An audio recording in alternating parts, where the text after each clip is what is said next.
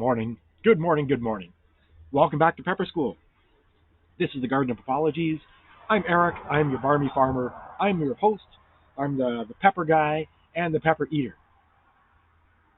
Let's get started, shall we? This is episode 14. So today, let's see what we have here.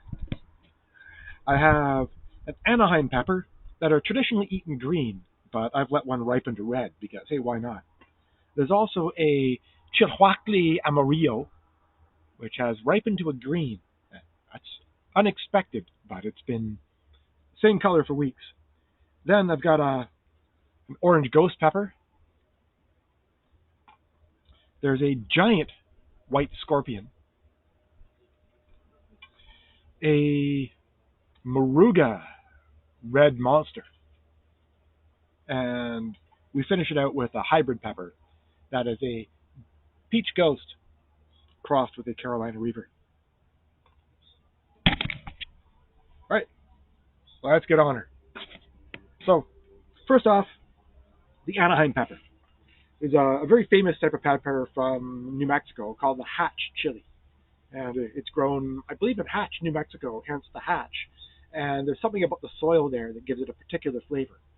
So the Hatch chili was exported to Anaheim in California, and it was renamed the Anaheim pepper. So there you have it. Normally they're eaten green, but I've had one ripen to red. So I'll try both of them just so I can tell you what they taste like. So I'll slice the red open first, because it's always good to have a red, nice ripe pod.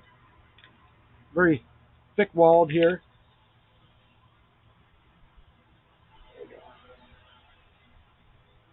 Very solid pepper there. Compare that to the green.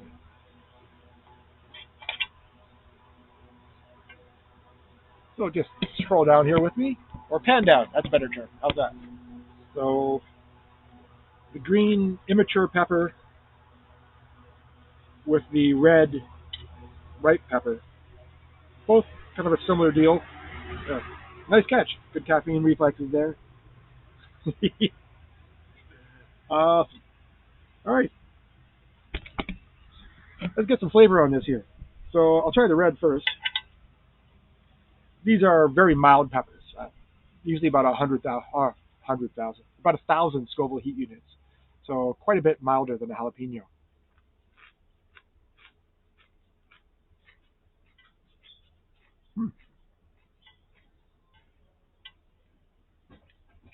Tiny hint of heat there. Nice fruity bell peppery flavor. Let's see what we get from the green version.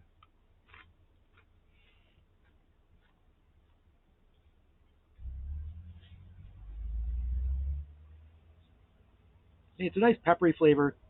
It's got a bit of the green bell pepper feeling you'll get, but there's more complexity to it there. So some underlying elements that give it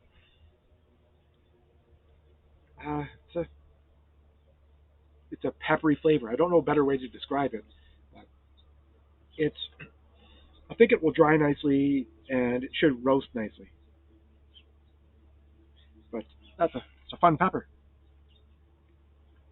The next one I've got here is it's the Chilhuacle Amarillo.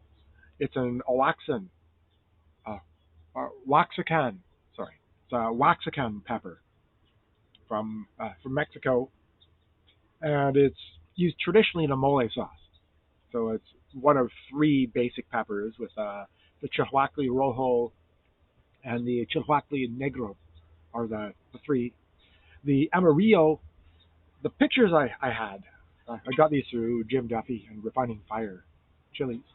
The pictures show this as a dark, almost black pod with some yellow and gold ripening around the shoulders here. And these pods aren't getting that. They're ripening to a green, a very subtle color change on them on the plant. So it's hard to tell if they're ripe or not. But I've assured myself, as I had one that a slug got into and punctured a hole in the side. And as the peppers decay and the chlorophyll leaves them, they tend to decay into some kind of a color. And with the Chilhuacle here, they are decaying into the same green and not into the yellow I was expecting. So I'll just take a shot at this now and see how they are. It's a very thick-walled pepper, and it's in about the 1 to 5,000 Scoville heat units range. They're usually roasted and with that very tough skin. The suggestion is that they're roasted and peeled. Very strong smell to it. Right. So a bit of green pepper, a bit of cut grass, tiny bit of earthiness there, and a very slight color variation from the dark green on the outside to the light green on the inside. And that tells me this is ripe, or as ripe as it's going to go. But this is an annuum pepper, so we're starting with 2 annuums today. And the fact that this has been on the plant for a month as an annuum without changing color from this tells me that this is about what we're getting. Nothing has changed color on the plant.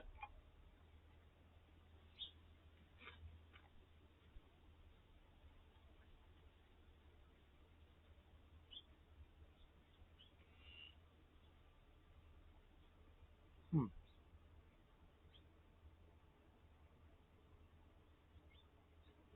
So it tastes kind of how it smells, where it's got the bell pepper and that grassiness, little bit of earthiness, very, very slight heat to it. I can see how that would be a nice accent pepper. So once you roast that and dry it down. Neat. Okay, so the next one we're doing today is from the Garden of Apologies seed stock. It's an orange ghost pepper. And ghosts, as you saw in an earlier episode, they tend to ripen to usually the color of the parent pod, but it's a bit of a crapshoot. So you never really know. We've been through a few ghost peppers here in this series already. The orange ghost pepper is a little bit more of the same. See a bit of discoloration down here on the bottom, but it doesn't look like mold to me. But it's I'm not sure what that is down in the tip, but we'll work around that. Orange smells like a ghost pepper, so it's got that floral orange pods. There's a hint of fruitiness to it there. Makes my nose tickle a little bit. Nice and oily, very thin-walled as you expect from a ghost. I see some pooled capsaicin oils in here. Just don't know if you can catch the shine on this pod. We'll hold it on the camera. How's that? On camera. Just the shine. This is a drippy pod. Again, not sure what's going on down at the tip there, but could be some underformed seeds because I don't see any discoloration around the outside, and I don't see any bug damage anywhere. Just that little bit of discomfort, of discoloration rather. So I'll take a piece from the side rather than the tip. So the orange ghost pepper.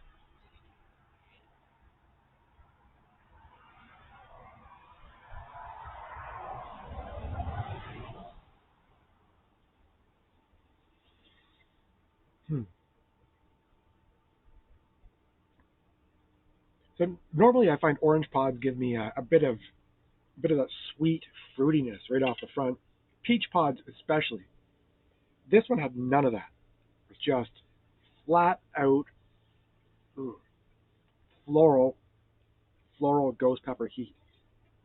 Man, it tastes almost like a chocolate pod, but not quite as acrid.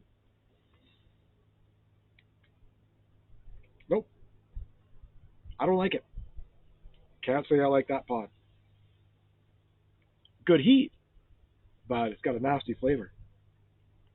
Speaking of nasty flavors, we're into scorpions now. See a little bit of dirt outside on the pod here. Scrape that out here. Awesome. wipe that on my pants because I'm a farmer. I can just wipe stuff on my pants. But this is a giant white scorpion. I've been growing this for a couple of years now. Plants tend to be quite productive. Uh, they often get it. This is a very standard pod shape where you get the bulbous piece and then the fat tail at the top, at the bottom here. Exactly what I expect from a giant white scorpion. This is one of the pods that has gone into the last couple of batches of Donnybrook. So, let's get her. Hello, Igor. It's always cat time here in the Garden of Apologies.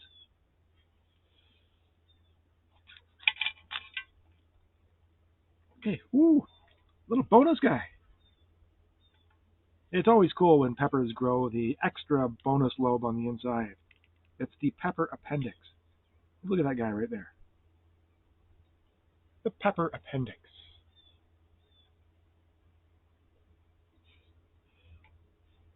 There's a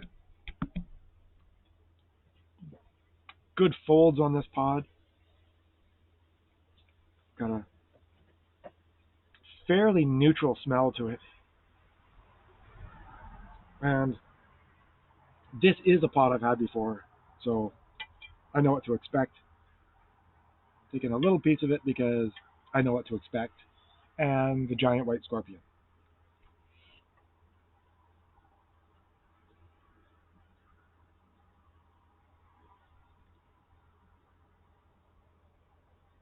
Yep, got a little bit of fruit and a little bit of melon, like maybe honeydew. We get that sometimes on these white pods. You have a hint of a honeydew melon, maybe a hint of apple as well. But then you've got the scorpion level heat. So the ghost pepper, it's a ghost pepper, so it runs about a million, 800,000 to about a million, sort of that range. These scorpions, the giant whites sit about 1.2 to about 1.4 million. So it's a good scorpion pepper. It's not one that's going to kill you, but it will certainly get your attention, especially if you have a pepper appendix. What do you think next? What are you feeling? Got a couple pods left. Are you feeling lucky? Let's do the Moruga Red Monster. This is a Jim Duffy Refining Fire Chilies peppers. We know the Moruga well. It's a scorpion from Moruga in Trinidad. It's a terrific pepper, former world record holder for hottest. It's the one that was beaten by the Carolina Reaper. And the Moruga Red Monster is everything you expect from a Moruga scorpion, but larger pods. Really spongy here. Good capsaicin oils, nice squishy pith. See what we have going on under here.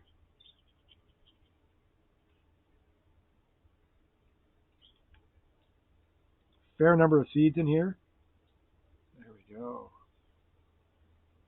Lots of seeds. It's a thicker wall than you expect from a super hot. Nice little bit of texture down here. And there goes marmalade. There we go. Bit of juice there.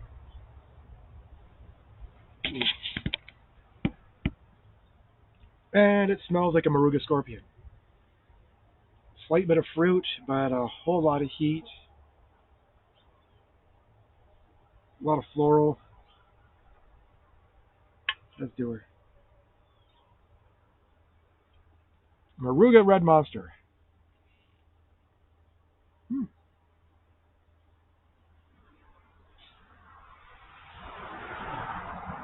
Oh, and there it is. That is a nice tasting pod. It's better than a lot of scorpions I've had. It does have that fruitiness. There is a slight transition to that floral heat a few seconds in, and there is definitely that back of the throat burn you get from a scorpion. But it's not as bitter or acrid as a lot of the super hots are, especially the chocolate pods. So, Moruga Red Monster. I like it. I like the pod. The last one we have today is a hybrid pod. Thing. Something on my shirt here, I think. But, well, aside from the Joey Ramone name, that's on my shirt all the time. This is a ghost pepper crossed with a Carolina Reaper. Peach Ghost, Carolina Reaper. I got the seed from Atomic Pepper Seeds down in the USA. And we know the Peach Ghost. We know the Carolina Reaper. Let's see what they look like together.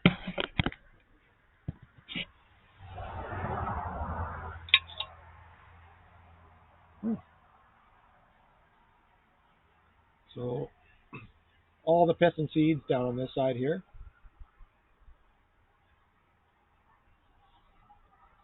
Open walled on this side. Nice, decent bit of texture to it.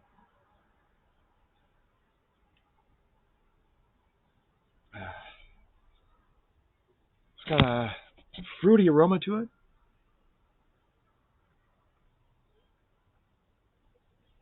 Well, let's see how we do.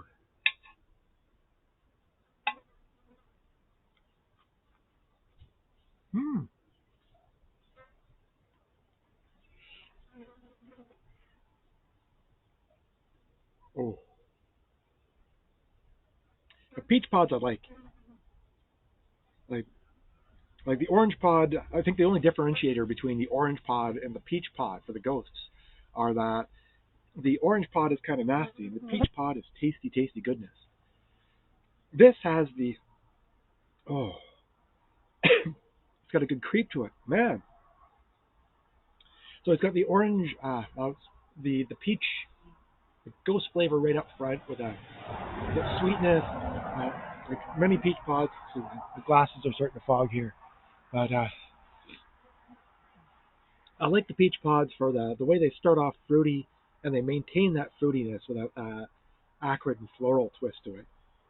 This one does keep that, so I do get the peach ghost and that nice flavor, but that is a considerably hotter heat.